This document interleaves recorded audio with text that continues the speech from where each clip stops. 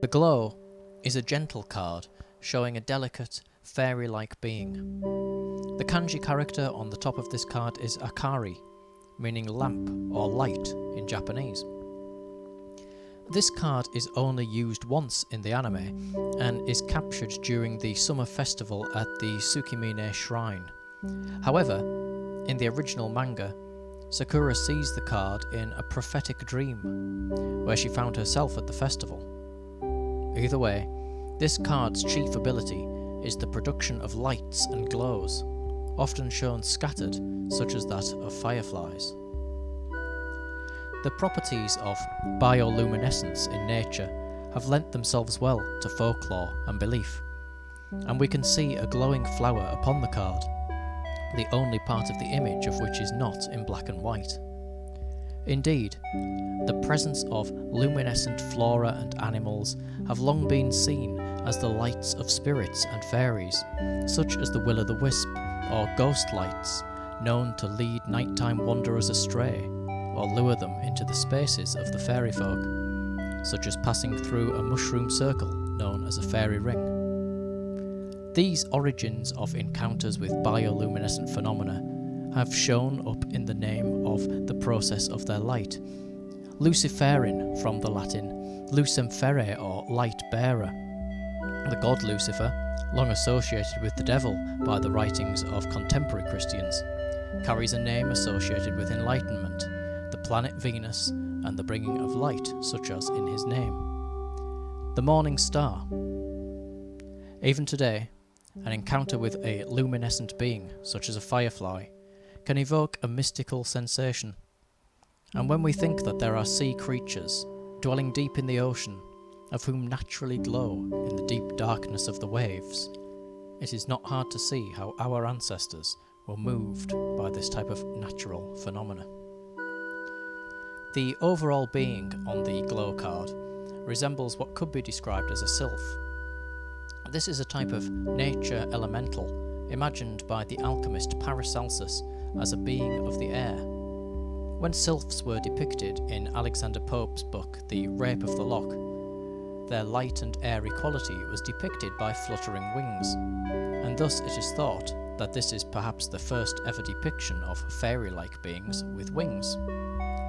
In some traditions, sylphs possess an intelligence of which we lack, and are able to see the entirety of the universe in separate parts, and how they join together to create the whole, just as the presence of air is to be found everywhere in our world. This is also a metaphysical concept, and in terms of the glow, some spiritual seekers attempt to channel so-called light or an internal glow known as the inner sun in order to strive for enlightenment or healing. In this way, the Glow card and the sylphs of whom it invokes are an example of double meaning, on one hand showing the subtle energies and forces of the universe, and on the other carrying a modern meaning of a slender or light frame, a sylph, for instance. The lights of which the Glow card creates in the story are also somewhat similar to the concept of orbs in parapsychology, where unexplained balls of light are either seen with the naked eye or captured on film.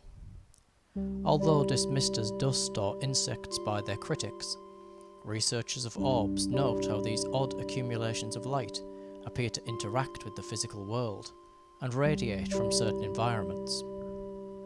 No matter the truth of the matter, many people subconsciously imagine their spirit or soul as looking like a ball of light, similar in many ways to the whirling of energy known as chakras, of which are connected to the idea of cycles of energy, and thus by extension the wheel of Dharma, of where another type of glowing orb-like form is seen in its centre, representing the cyclic nature of the universe, as well as the completion of the Buddha's teaching. The dress of the Glow card is somewhat reminiscent of a dandelion puffball, the seed head of the flower of which when in bloom emits a bright golden glow, again very similar to the flower shown upon the card. The blowing of these seeds carries many folk tales with them, such as the ability to tell if you are loved if you can blow all the seeds away in one go, or the suggestion of blowing your thoughts and dreams to those of whom you care about, as if our wishes are carried with them upon the wind. This is an example of the power of deliberate intention, for as Aleister Crowley explains, every intentional act is a magical act. It is also true that where the seeds land, it is highly likely that more dandelions will grow, therefore resulting in a further spread of the golden glow, in itself bringing more colour and light to the world. To draw this card is to draw this light into your world, such as how putting on a lamp banishes the darkness of the room. As it asks the reader to find joy and contemplation in the natural phenomena of flowers and bioluminescent flora, it is perhaps suggesting that a simple and subtle view of the world can produce much light and happiness. This is a positive card to draw, and thus may suggest something of the festivities to come, such as where the card was first captured.